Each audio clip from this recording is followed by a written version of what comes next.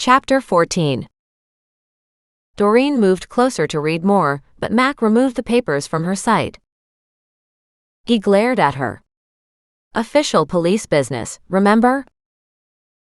She shoved her chin out front and forward. Official family business, remember? He chuckled. You've got a point. He laid the papers on the table, and together they searched through them for Nan's name. Doreen tapped 3 different sheets. These relate to Nan. Mac pushed the first one off to the side. This is her personal history, medical, etc. You always get that done when you make an insurance claim or when buying insurance coverage. This one appears to be his notes about Nan's family history. Your name is on it too. He tapped the center of the page. She peered closer and there was her name. She tapped the mention with her fingernail. He set those 2 sheets beside each other, then pulled out the 3rd one and studied it. And this is a copy of a life insurance policy on Nan, until she reaches age 95. Doreen focused on it and snatched it from his fingers. Why would she do that? She studied the document. This is for $500,000. Yes, but this was taken out a long time ago. And it's not from lifelong insurance. So he found an insurance company that had a policy for Nan. And it lists you as the sole beneficiary. She stared at him. Does this mean it's still in effect? He turned his gaze from the paper to her. It appears to be. You didn't know anything about it? He asked curiously. She shook her head. No. I had no idea. She stared at the paper in wonder. She had no money. This must be important to her. Do you know for sure she had no money? Mac asked delicately. Because many times, older people just can't spend their money or don't feel like they should spend it or aren't interested in spending money. They like the comfort of all the old things they have around them. She pulled out a chair and sat down hard. I honestly don't know. And I feel very invasive having that conversation with her. She used to travel a lot when she was younger. Then she stopped. I figured it was because the money ran out. Plus, look at her rundown house and gardens. If she had money, wouldn't she have renovated her house and the yards? Doreen shook her head. I've never asked Nan for any money or for anything else for that matter. I thought she was broke. Why buy a life insurance policy? She muttered under her breath. I always thought they were just scams. Lots of people believe the whole life policies are, and yet lots of other people believe the term life policies are a good investment. Plus these term policies are the cheapest, so it may not be the hardship on Nan that you think. Then there are equity insurances, and too many other combinations to list. How can it be a good investment if it only pays off after you die? So true. He laughed. But it also goes to show you that Nan loves you. What a lovely thought. She stared at the sheet of paper and thought about how much her husband didn't love her, and then thought about how Nan was in the background doing something like this for Doreen. And never telling her. I'd never have known about this if I hadn't come here. Maybe it's not a good thing for you to know. He shuffled the rest of the papers. If she runs out of money and can't maintain this, then you might have the expectation of money when she dies, but it won't be there. If she needs the money, I'd be happy for her to cancel it. She doesn't get any money back, does she? Not on a strictly term policy. Not any way of knowing that without reading the policy. Some of them are structured differently. My soon-to-be ex-husband is paying for one on me.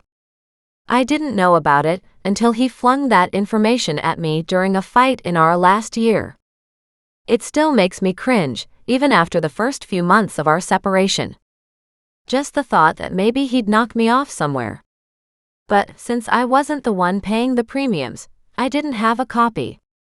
So I have no idea what the details are. He shook his head. You have every right to go to the insurance company and say you fear for your life, and you want the policy canceled. I don't know what they'd say, but if you are seriously worried, then you should do something about it. And that'll likely involve a lawyer or cops.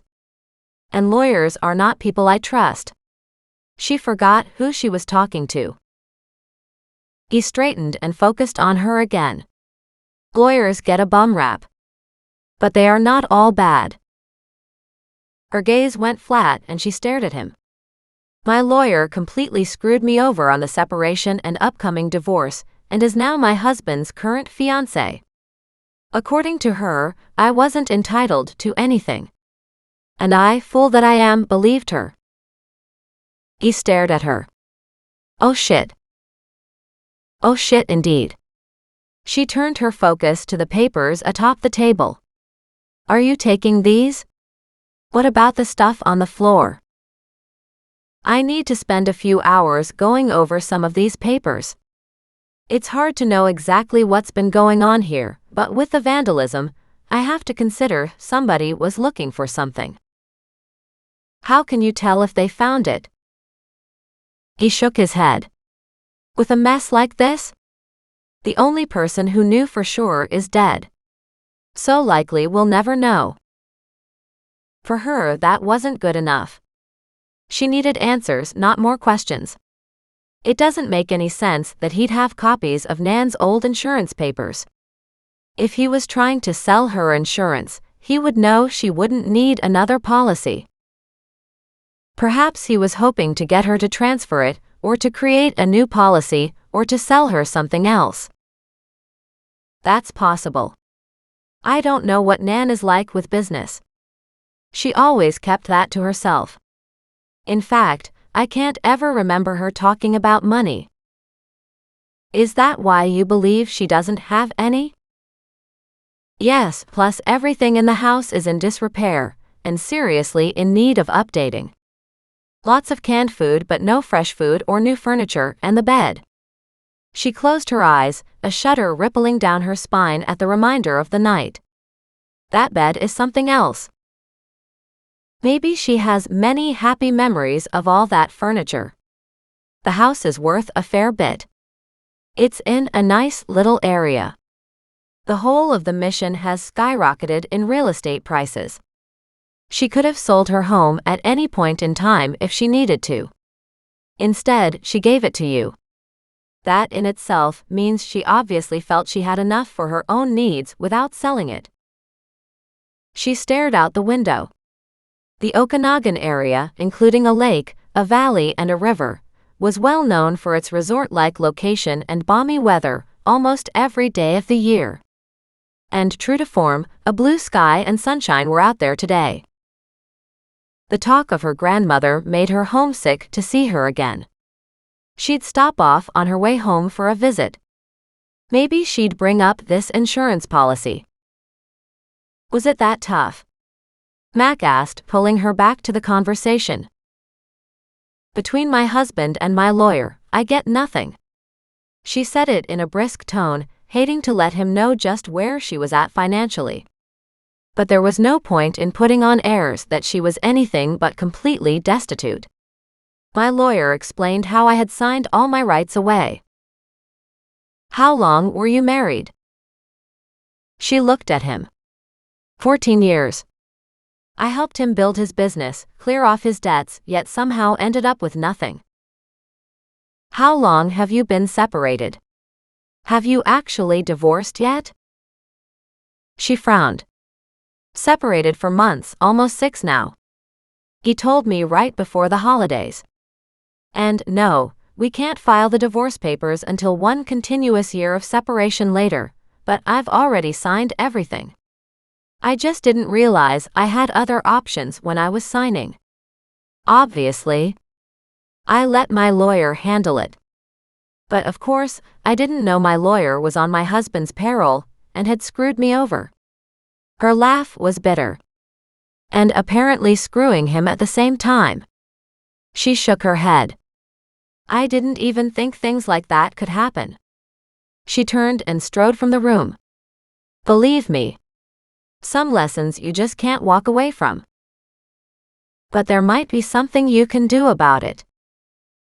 She froze, turned and looked at him. And just what would that be?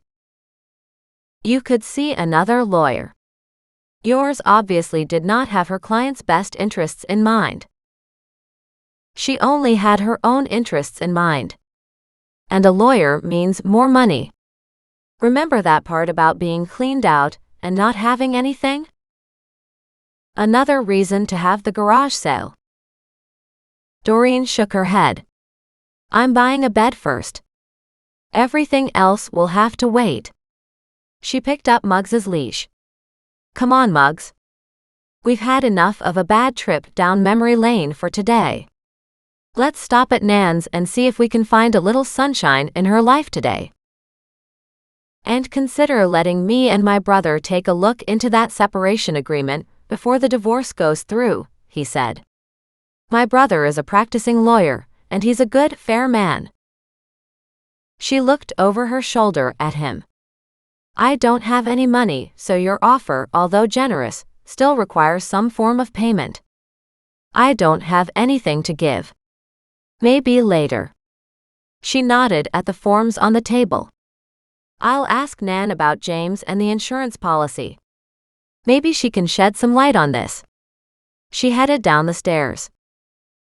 When she got to the front door, Mac called out to her. You didn't even ask how much he'd charge. She looked up the stairs to where he stood. Doesn't matter. My last one got every drop of money out of me. So it doesn't matter how much he charges. Even your idea of a garage sale, if I pull that off, is only a one-time thing. I need money coming in monthly. If I don't find a job soon, I'll be heading to the food bank. She turned and walked out. As the door slammed behind her, she smiled. There was something freeing about stating the truth about her current situation. Instead of depressing her, the action made her feel better. If there was one sentiment Nan had impressed on Doreen repeatedly throughout the years, it was, when you're down, look up. That's the only place left to go. She glanced up at the bright blue sky and the sunshine beaming across the small town. You know, I'll be totally happy to go up for a change. Being down really sucks. She walked to her car, loaded Muggs into the back seat, and went around to the driver's side. She closed the door and buckled up her seatbelt to find Mac standing at the front of the car. She rolled down the window and called out, "Now what? Did you find something?" "You mean, besides a very frustrating, irritating woman?" he asked. "No." She glared at him. "Then what do you want?" "To offer you a part-time job," he said in exasperation. "But why I want the added frustration, I have no idea." She froze. Then stared up at him in delight. "What kind of a job?" "And yes, please." He shook his head, stared up at the sky for a long moment, then raised both hands in the air and said, "Whatever." He walked around to the driver's side, leaning in the window. "You might not like it." "It doesn't matter if I like it or not," she admitted quietly. "I need it." She waited for him to say more. "Do you like gardening?" She nodded. "I love gardening." "My mother's house is only a couple blocks away from you, and she can't get out into the garden anymore. I told her that I'd come and look after it, but it's more than I have the time for. I wouldn't be able to pay you a whole lot, but maybe an hourly wage that we could agree on would make us both happy." She grinned. "Absolutely. Give me the address, and I'll look at it on my way home." He gave her the address, watching as she wrote it down. "Don't talk to my mom yet, though." She merely shook her head. "Okay, I won't. I just want to see what kind of work I'm looking at." "Good idea. And after you do, give me a shout. We'll discuss price." He pulled out another card, this one with his home number on it, and handed it to her. In the meantime, stay the hell out of my case. He glared down at her as if for good measure, then abruptly walked back into the Lifelong Insurance building. She turned on the engine and in a much happier mood, she said to Muggs, "See. Like Nan said, there's only one place to go and that's up."